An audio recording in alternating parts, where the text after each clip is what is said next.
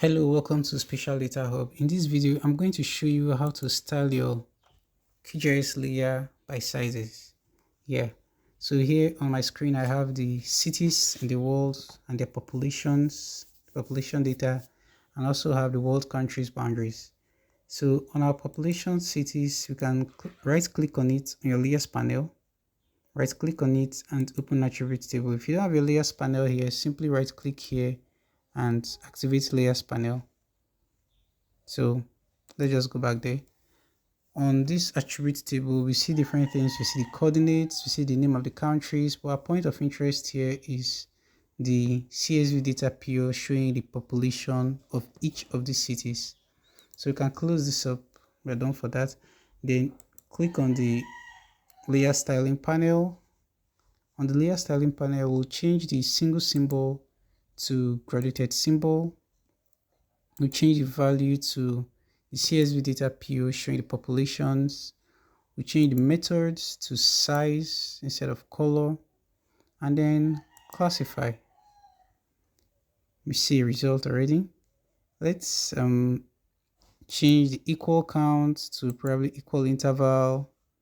We change the number of classes to 4 classes. It makes the data a lot more representative of everything else.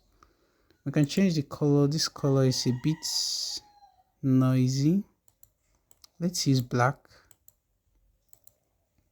And then change the transparency to about 50%.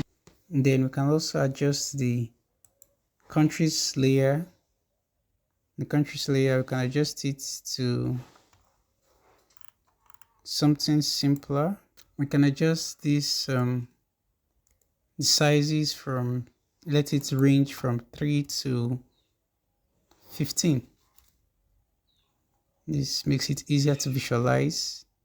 And can also play around with any other settings that we feel it's nice. We can change the precision too. We can always edit even after setting our equal intervals or fixed intervals or equal counts. We can edit these lower and upper classes intervals for each of the sizes so that it better represents our data, it better captures it.